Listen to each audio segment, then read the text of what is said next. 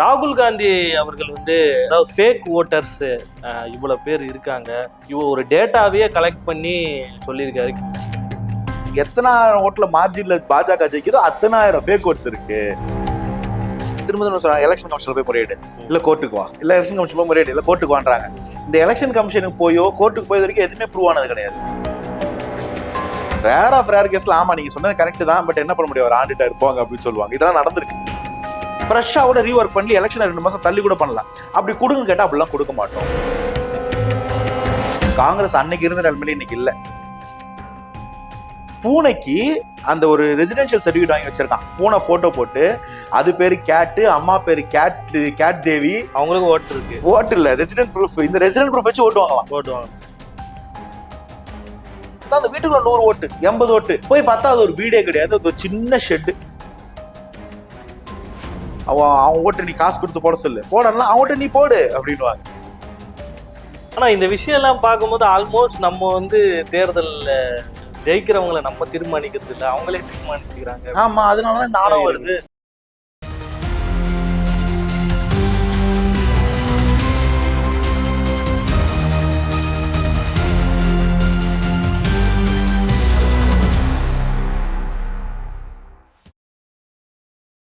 செங்கலம் நேயர்களுக்கு வணக்கம். நடப்பு அரசியலை பற்றி இன்று நம்முடன் விவாதிக்க அரசியல் விமர்சகர் அனந்தஜித் இருக்காரு. அவரை வரவேற்போம். சார் வணக்கம். வணக்கம்.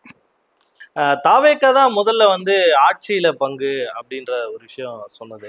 அதுல இருந்து பாத்தீங்கன்னா தொடர்ந்து நிறைய கட்சிகள் வந்து அதை விரும்பி அடுத்த கூட்டணியான திமுக கூட்டணி, அதிமுக கூட்டணியில பேசிக்கிட்டு இருக்காங்க. அவங்களுக்கு அது வந்து பெரிய ஒரு இடையூறா இருக்கு.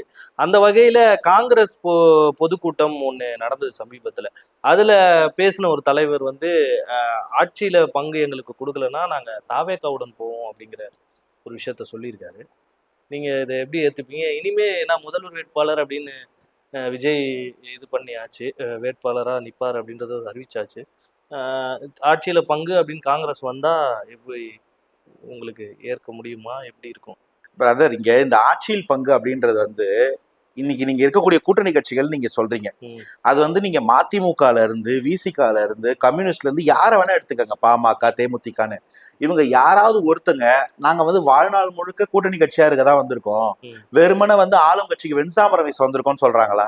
இல்ல, எல்லாருமே இங்க ஒரு ஆட்சி மாற்றத்துக்காக வந்தவங்க தான். அது நான் இப்ப சொன்ன இந்த 5-6 பேரும் இங்க பிரதான கட்சியா எதிர்கட்சியாவோ பிரதான ஆளும் கட்சியா வர்றதுக்காக வந்தவங்க தான்.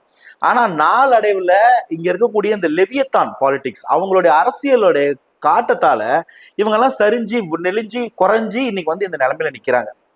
வந்தவங்க வந்து ஆட்சி மாற்றத்துக்காக வந்திருக்காங்கன்னும் போது இன்னைக்கு அட்லீஸ்ட் அந்த மக்களுக்காக ஒருத்தர் ஒரு சாரானுக்காக போராடுறாங்கன்னு வச்சுப்போம்.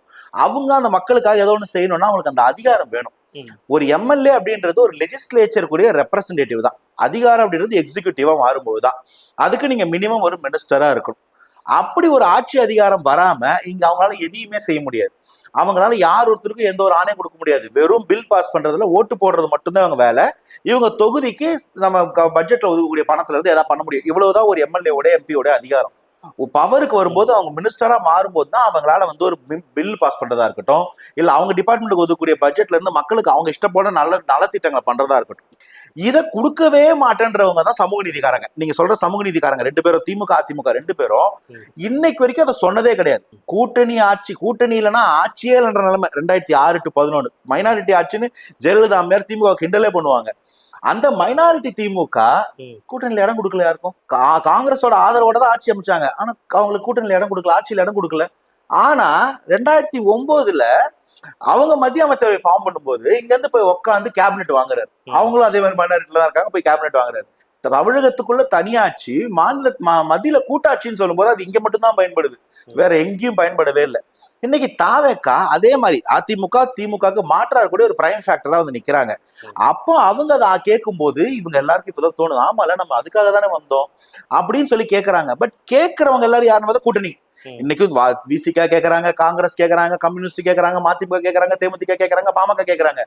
திமுக அதிமுக வாயிலிருந்து வரவே இல்லையே. ஒரு டிவி சேனல்ல கூட டிபேட் நடத்திருந்தாங்க, இந்த மாதிரி கூட்டணி ஆட்சி செயல்படுமா செயல்படாதா தமிழ்நாட்டுலன்னு. எந்த இடத்துலயும் ஒன்னா உட்காராது திமுக அதிமுக அந்த மேடையில ஒன்னா உட்கார்ந்து இருந்தாங்க. அந்த மேடையில திமுக அதிமுக காரங்க ஒன்னா உட்காந்து எதிர் திசையில கம்யூனிஸ்ட், விசிகா, தாவேக்கா, பாஜக காரங்களாம் உட்காந்து அந்த மக்கள் மன்ற நிகழ்ச்சி நடந்துச்சு. அந்த அளவுக்கு இவங்களுக்குள்ள அந்த அதிகாரம் வந்து ஊறி போயிருக்கு. வேற யாரையும் கூட்ட கூட சேர்த்துக்க மாட்டோம், கூட்டணிக்கு சேர்த்துப்போம். உன் ஓட்டு வேணும், உன்னுடைய ஆள் வேணும், ஆனா அதிகாரம் வந்துச்சுன்னா ஓட்டு தீட்டா மாறிடும். அப்பெல்லாம் கிடையாது. அப்ப இவங்களை நம்ம வந்து இவங்களை வந்து இந்த ஆதிக்கமா இருக்கிறாங்கன்னு சொல்றதுல என்ன தப்புன்னு கேக்குறேன். அப்ப இன்னைக்கு அந்த பேச்சு வருதுன்னா கூட்டணியில இருக்கிற எல்லாரும், எல்லா கட்சி கூட்டணியில இருக்கவங்களும் டிமாண்ட் பண்ணுங்க. அது இல்லாம இந்த மக்களுக்கு எந்த நல்லதும் செய்ய முடியாது, அந்த கூட்டணி வேணாம் சார். உங்க சுயமரியாதை, உங்களுடைய சமூக நீதிக்காக சொல்ற வேணாம், தனியா நில்லுங்க. நான் ஒன்னும் தாவேக்காக போங்கன்னு சொல்லுவாங்க, இல்ல தனியா நில்லுங்க. நீங்க 4 தொகுதி தான் நிப்பீங்க, 4 தொகுதி தனியா நில்லுங்க. நீ உங்களுக்கு வெற்றி தள்ளி போலாம், ஆனா உங்களுக்கு மேல உட்காந்து ஆதிக்க செலுத்தனோட வெற்றி நிரந்தரம் நிறுத்தப்படும். அதை பார்க்காம இன்னமும் நாங்க அந்தந்த கூட்டணி கட்சி தலைமை கட்சிகளோட அடிவரடியா இருந்தா ஜனநாயகத்துக்கு தான்.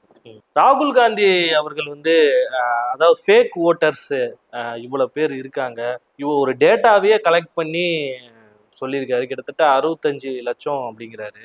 இந்த விஷயத்த முன்னெடுத்து எம்பிகள் எல்லாம் கூப்பிட்டு ஒரு நிகழ்ச்சி நடத்தி அதை வந்து டெலிகாஸ்ட் பண்ணி எல்லாத்தையுமே ஒப்படைச்சிட்டாரு. அதன் பின்னும் தேர்தல் ஆணையம் வந்து அவர் மேல வழக்கு போட்டிருக்கு, நோட்டீஸ் அனுப்ப சொல்லியிருக்கு. இந்த விவகாரத்தை எப்படி எடுத்து? இல்ல, ஆக்சுவலி ரொம்ப நாள் கழிச்சு ராகுல் காந்தி ரொம்ப நல்ல ஒரு வேலை பண்றாரு. கரெக்டா ஒரு போக்குல அரசியல் பண்றாரு, அரசியல் தான் பண்றாரு, கரெக்டா போறாரு.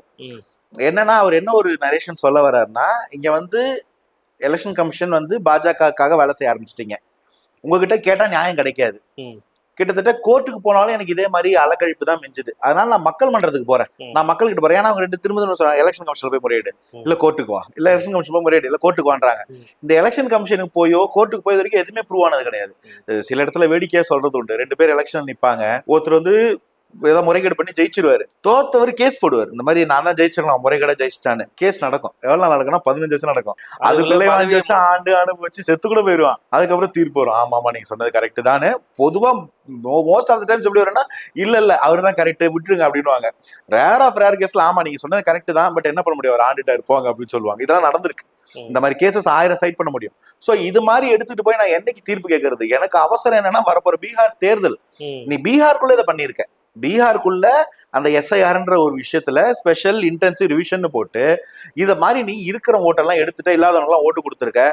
இது வந்து நீங்க வந்து ஒரு மால் பிராக்டிஸா பண்றீங்க, இதுல வந்து ஒரு தவறு இருக்குன்றதுக்கு நான் ஒரு எக்ஸாம்பிள் தாங்க காட்ட முடியும். அந்த எக்ஸாம்பிள் நான் காமிச்சிட்டேன்.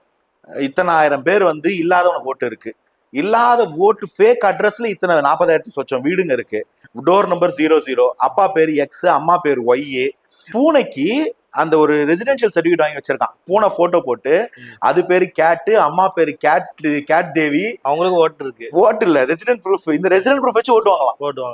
ஒரு பூனை குட்டிக்கு ஒருத்தர் ரெசிடென்ட் ப்ரூஃப் வாங்கி வச்சிருக்கான், அந்த ரெசிடென்ஸ் ப்ரூஃப்.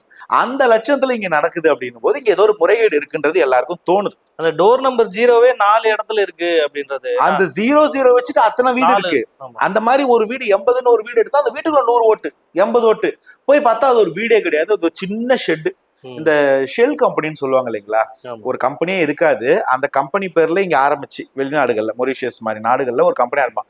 போய் பாத்தீங்கன்னா அது ஒரு கம்பெனியில இந்த மாதிரி 2 சோஃபா போட கூட இடம் இருக்காது, அதுக்கு டோர் நம்பர் வச்சு அது ஒரு பல்லாயிரம் கோடி ரூபா கம்பெனி அப்படின்னு சொல்லி அதுக்கு ஷேர் ஃப்ளோட் பண்ணி இங்க இருந்து அதுக்கு ஷேர் வாங்கி அந்த கம்பெனி திவால் பண்ணி அந்த காசு அங்கிருந்து வெளில எடுத்துட்டு போவாங்க. அது மணி லாண்டரிங்ல வரும். அந்த மாதிரி இது ஷெல் ஓட்டரா இருக்குமே, ஷெல் ஓட்டர் அட்ரஸா இருக்குமேன்னு சொல்லி அவர் ஒரு எஃபர்ட் எடுத்து ஒரு தொகுதி ஒர்க் பண்ணிருக்காங்க. ஒர்க் பண்ணி எடுத்தா அதுல வந்து இத்தனாயிரம் ஓட்டு, எத்தனாயிரம் ஓட்டுல மார்ஜின்ல பாஜக ஜெயிக்குதோ அத்தனாயிரம் ஃபேக் ஓட்ஸ் இருக்கு. அப்படிதான் நடந்திருக்கு 24 தேர்தல்ல. 24ல நாங்க எப்படி மெஜாரிட்டி ஆஃப் கொடுத்தோம், அதுக்கு அடுத்து அந்த தேர்தலை எப்படி நாங்க தோக்க முடிஞ்சு. அப்போ இது இந்த ப்ரூஃப் மகாராஷ்டிராவையோ நீங்க ஹரியானாவோ இமாச்சல் பிரதேஷையோ கம்பேர் பண்ணும்போது இங்க என்னமோ ஒரு மேனிபுலேஷன் நடக்குது, ஓட்டர் மேனிபுலேஷன் நடக்குது. அதை எலெக்ஷன் கமிஷனே பாஜக செய்யுதோன்னு நாங்க நினைக்கிறோம். எனக்கு என்னன்னா, எப்படி பாஜக இந்த மாதிரி ஜெயிக்க முடியும்? இதுதான் நாங்க இண்டி கூட்டணியில நாங்க எக்ஸ்ட்ரீமா ஒரு எஃபர்ட் போட்டோம். அதை தாண்டி இப்படி நடக்கதான் என்னமோ இருக்குன்னு தான் எல்லாருக்கும் ஒரு டவுட். அவங்களுக்கு அதுக்கு ஒரு ப்ரூஃப் கொடுத்துட்டாரு. இப்ப என்ன சொல்றாரு, எனக்கு ஒண்ணும் வேணாம், இருக்கிற மொத்த டேட்டாவையும் எடுத்துட்டு போயிட்டு கம்ப்யூட்டர்ல ஆப்ரேட் பண்ற மாதிரி டேட்டாவா கொடுங்க, கம்ப்யூட்டர்ல ரீடபிள் டெக்ஸ்டா கொடுங்க. அப்படி என்ன பண்ணுவாங்கன்னா, அந்த டெக்ஸ்ட்டை கொடுத்தீங்கன்னா அதுக்கு நீங்க ஒரு டூல் எழுதலாம், ஒரு ப்ரோக்ராம் ஒண்ணு பண்ணலாம். இல்லாட்டி வந்து ஆர்டிபிஷியல் இன்டெலிஜென்ஸ்ல கொடுத்துட்டீங்கன்னா அது என்ன பண்ணும், எல்லாத்தையும் ரீட் அவுட் பண்ணி ப்ராசஸ் பண்ணி இந்த மாதிரி கேட் தேவி, டாக் தேவி எல்லாத்தையும் தேடி எலிமினேட் பண்ணி 00, அதாவது எந்தெந்த காலம்லாம் வந்து 0 இருக்கக்கூடாதோ எலிமினேட் பண்ணி காமிச்சதுன்னா ப்ராப்பரா எத்தனை ஓட்டர் ஸ்கில்லுன்னு தெரிஞ்சிடும். எத்தனை ஓட்டர்ஸ் வெளியில இருக்காங்கன்னு தெரிஞ்சிடும். இதை தெரிஞ்சிச்சுன்னா இதுல ஒரு ப்ராப்ளம் இருக்குன்னு தெரிஞ்சு we can do some revisit. ஃப்ரெஷ்ஷாக கூட ரீஒர்க் பண்ணி எலெக்ஷனை 2 மாசம் தள்ளி கூட பண்ணலாம். அப்படி கொடுங்க கேட்டால் அப்படிலாம் கொடுக்க மாட்டோம், பிரிண்டபிள் ஃபார்ம் கொடுக்குறோம் அப்படின்றாங்க. பிரிண்டபிள் ஃபார்ம்னா அது நீங்க சிஸ்டம்ல போட்டு அதை ரீட் பண்ண முடியாது, வெறும் அது ரீடபிள் காப்பியா இருக்கும், அப்படி பண்ண முடியும். அப்போ அது வந்து கொடுத்தா நாங்க எத்தனை ஒரு தொகுதி பண்றதே இவ்வளவு நாக்கு தள்ளிடுச்சு, இந்தியா ஃபுல்லா நாங்க எப்படி பண்ண முடியும் அப்படின்றதுதான் அவரோட பேசிக்கான அலிகேஷன். இப்ப அந்த அலிகேஷனுக்கு கோர்ட்டுக்கு போ இல்ல எலெக்ஷன் கமிஷன் போனா அதுக்கு மாட்டேன்றதுக்கும் ஒரு நியாயமான காரணம் வச்சிருக்காங்க. இப்ப இதுக்காக போராட்டத்தை முன்னெடுக்கிறாங்க. நேற்று அந்த போராட்டம் டெல்லியில பாத்தீங்களான்னு தெரியல. சுதந்திர போராட்டத்தப்போ இந்த சில வீடியோஸ்ல, அந்த காலத்துல சில பிளாக் அண்ட் ஒயிட் வீடியோ இருக்கும்ல, அப்படியே மக்கள் அப்படியே ஆர்ப்பரிச்சுட்டு இங்கேயும் அங்கேயும் போகும். அந்த மாதிரி நேற்று இருக்கு. கிட்ட என்னடா ஜூம் பண்ணி பார்த்தா அகிலேஷ் யாதவ் எல்லாம் பேரிகேட் எகிரிச்சு போயிட்டு இருக்கிறாரு. 300க்கு மேல எம்பிக்கலாம். இந்த நிலைமை வரக்கூடாது. அப்ப அது என்னதான் பிரச்சனைன்னு செக் பண்ணி தான் பார்க்கணும். கரெக்டான டைம்ல அட்லீஸ்ட் ஒரு முன்னெடுப்பு எடுத்திருக்கிறாங்க. ஏன்னா இது வந்து டெக்னாலஜி வளர்ச்சின்றது எங்கேயோ போயிருச்சு. நம்ம வச்சுட்டு இருக்க சும்மா லேப்டாப்லயே ஃபேக் ஐடி என்ன, ஃபேக்கோட இது என்னன்னு காட்டிடுது. 2 ஃபைல் இருந்தா அது வந்து காட்டிடுது. இந்த விஷயம்லாம் இருக்கு. இப்போவும் வந்து நாங்க அதுதான் பண்ணுவோம், தேர்தல் ஆணையம் அடம் பிடிக்குதுன்னா என்ன? இல்ல, அதாவது ரொம்ப சிம்பிளுங்க. உங்களுக்கு 2 டூப்ளிகேட் ஃபைல ஒன்னு டெலீட் பண்ணணும்னா வாய்ப்பு இருக்கு. 2 டூப்ளிகேட் ஃபைல உண்டாக்கி உள்ள வைக்கணும்னா உங்களை யாரு கேட்க வாய்ப்பு இருக்கு? அதெல்லாம் இங்க டிரான்ஸ்பரன்சி இல்ல. உடனே அதுக்கு என்ன பதில் சொல்றாங்க? கோர்ட்ல இந்த மிஷினை ப்ரூவ் பண்ண முடியல. அதையும் சில பேர் நாங்க ப்ரூவ் பண்ணிருக்கிறோம்ன்றாங்க. நாங்க இது மலிஷியஸா இருக்கு, இதை வந்து ஆப்ரேட் பண்ண முடியும், ஆப்ரேட் பண்ண முடியும்னு சில பேர் ப்ரூவ் பண்ணிருக்கிறதா சொல்றாங்க. அதுதான் இங்க வந்து ரொம்ப ஒரு மாதிரி டிரான்ஸ்பரன்சி உடையும் போது, இந்த உலகத்திலேயே பெரிய ஜனநாயகம் டெமோக்ரஸி நம்ம தான். 100 கோடி வாக்காளர்களை வச்சிருக்கிறோம், 150 கோடி மக்களை வச்சிருக்கிறோம். அப்ப அந்த எக்ஸசைஸ்லயே ஒரு ப்ராப்ளம் அப்படின்னா அந்த ஜனநாயகம்ன்ற ஒரு அடிப்படை கட்டுமடியே வந்து உடைஞ்சு போகுது இல்லையா? அப்ப அததான் இங்க பெருசா கேள்விக்குறி ஆக்குறாங்க. பதில் வருமா? 2 வாய்ப்பு இருக்கு. ஒண்ணு, இது ஏதோ ஒரு இடத்துல ஒரு பதில் வரலாம் ஒரு பெரிய போராட்டத்துக்கு அப்புறம். இதுல இன்னொரு வாய்ப்பு இருக்கு. அப்படிதான் நீங்க எங்க ஓட்டை மாத்தி போடுவீங்களான்னு மக்கள் துணிஞ்சு மொத்தமா போட்டாங்கன்னு வச்சுக்கோங்களேன். ஃபேக்கு கிடையாது, என்ன சொல்றது, அரசாங்கத்தை தாண்டியும் கட்சிகளை தாண்டியும் கடவுளையே தாண்டியும் ஒரு சக்தி இருக்குன்னா அது மக்கள் சக்தி. அந்த சக்தி முடிவு பண்ணி ஒரு சைடா போச்சுன்னு வச்சுங்களேன், நீங்க எத்தனை லட்சம் ஃபேக் ஓட்டர் கிரியேட் பண்ணாலும் ஒண்ணும் பண்ண முடியாது. ஸ்வீப்ல அடிப்பாங்க. அது நடந்து மாற்றம் வந்தா மட்டும்தான் ஒரே வாய்ப்பு. காத்திருப்போம். மொத்த இந்தியாவுக்கான பிரச்சனை இது.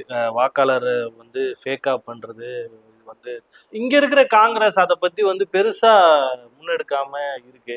எப்பவுமே அங்க இருக்கிற காங்கிரஸ்க்கும் இங்க இருக்கிற காங்கிரஸ்க்கும் ஒரு டிஃபரன்ஷியேட் இருந்துட்டே இருக்குது. எப்படி பாக்குறீங்க? இல்லைங்க, ஆக்சுவலி காங்கிரஸ் வந்து கொஞ்சம் நலிவடைஞ்சுதான் இருக்கு. அந்த நம்ம உண்மையை ஏத்துக்கணும்.